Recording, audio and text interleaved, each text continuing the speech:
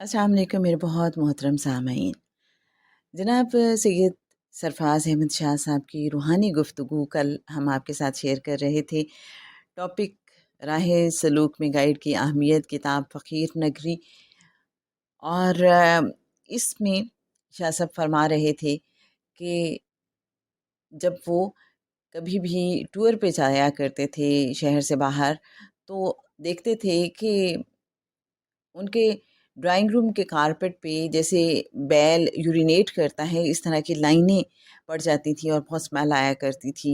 और इसी तरह से शाह साहब ने एक और अपनी ज़िंदगी का वाक़या शेयर किया कि जब भी ज़िंदगी में कोई मुश्किलात आने वाली होती थी तो वो मुहर्रम का जुलूस देखते थे। जितनी बड़ी मुश्किल आने वाली होती थी उतना बड़ा वो जुलूस होता था। तो एक रोज़ जब उनके मुर्शिद जनाब सैयद याकूब अली शाह साहब उनके घर आए, तो शाह साहब ने इस बारे में उनसे ज़िक्र किया।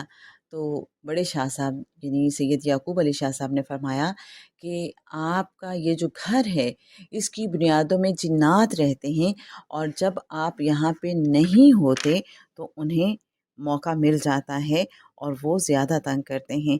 और जब आप यहाँ पे होते हैं तो चूँकि पढ़ाई और इबादत होती है, तो इस वजह से वो तंग नहीं कर पाते। और इसी तरह से उन्होंने फरमाया कि ये जो आप मातम का जुलूस देखते हैं, तो आपके घर की बुनियादों में जो जिन्नात हैं, तो वो एक तरह से आपको इसके बारे में ख़बर कर देते हैं, इस वजह से आप ऐसा ख्वाब देखते हैं। और फिर उन्होंने ये भी फरमाया कि ऐसा अब दोबारा नहीं होगा।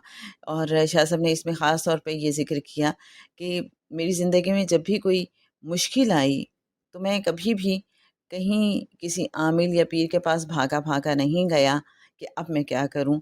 बल्कि कहते हैं कि मेरा अल्लाह पे ईमान रहा हमेशा कि राहत और मुश्किल अल्लाह की तरफ से है। अगर अच्छा वक़्त मैं गुज़ारता हूँ, तो मुश्किल वक़्त मेरी जगह कोई दूसरा थोड़ी गुज़ारेगा। मुझे यकीन है कि अब आपको बड़ा तजस्सुस होगा कि वो जो ख़ातून आई थी कराची में शाह साहब के पास, और जिन्होंने कहा था कि जी, मैंने सुना है कि आपके पास जिन्नात हैं, और कुछ लोग कहते हैं जिनके पास जिन्नात हों उनके पास आना हराम होता है। तो शाह साहब, क्या वाक़ई आपके पास आना हराम है? यहाँ पे कल हमने अपनी गुफ्तगू क्लोज़ की थी। अगर आपको इसकी डिटेल जानना है, जो भी कल हमारी गुफ्तगू हुई जिसका मैंने अभी खुलासा पेश किया, तो आप हमारी प्रीवियस इस हवाले से एपिसोड या प्रीवियस पार्ट जो है इसी टॉपिक पे राहे सलूक में गाइड की अहमियत, वो ज़रूर सुनिएगा, आप बहुत एंजॉय करेंगे। जी, तो आगे बढ़ते हैं। तो उन खातून ने पूछा, शाह साहब मैं जानना ये चाहती हूँ कि क्या आपके पास आना वाक़ई हराम है?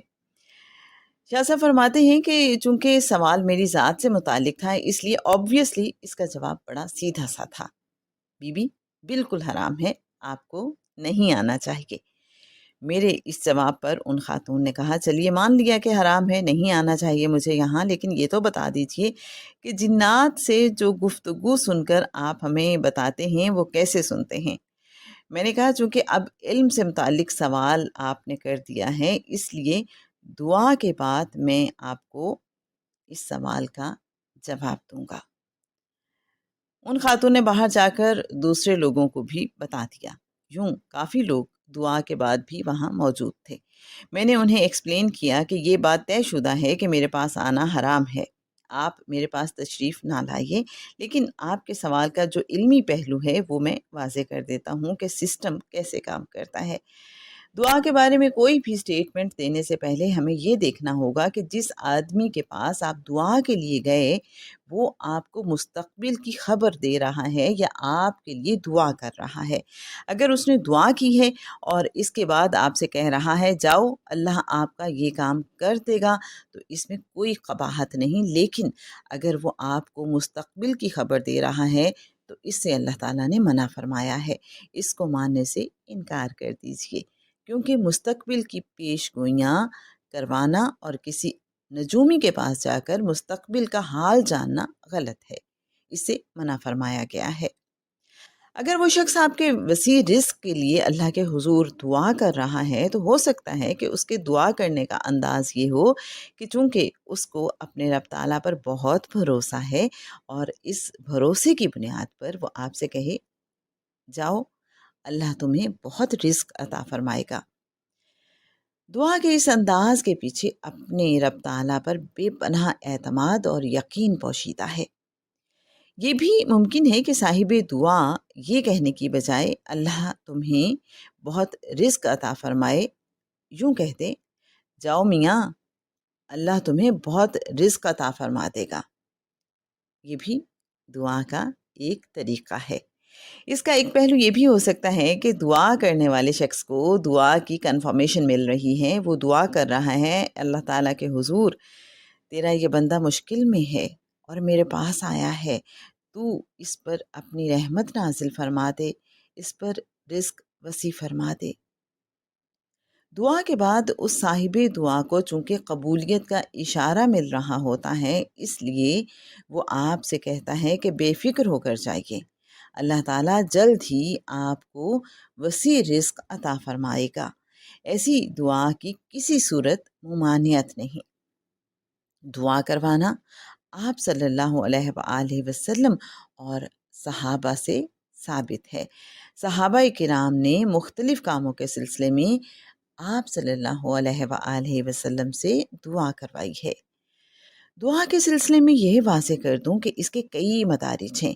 کسی شخص کی دعا کا یہ مقام ہو سکتا ہے کہ وہ سجدے میں گر کر کئی گھنٹوں تک گڑ گڑاتا رہے، ماتھا رگڑ کر دعا کرے، تب وہ قبول ہو۔ جی جناب، اب دعا کے مدارج کے حوالے سے چونکہ بات ہو رہی ہے تو طوالت سے بچنے کے لیے ضروری ہے کہ آج کی گفتگو کو ہم یہیں پہ کلوز کر دیں، اور انشاءاللہ کل ہم دعا کے مدارج کے حوالے سے شاہ صاحب نے جو فرمایا وہ آپ کے ساتھ شیئر کریں گے۔ راہ سلوک میں گائیڈ کی اہمیت، اس حوالے سے مزید بہت سی علمی باتیں، علمی نکتے جاننے کا ہمیں موقع ملے گا۔ ہمارے ساتھ رہیے۔ السلام علیکم ورحمۃ اللہ وبرکاتہ۔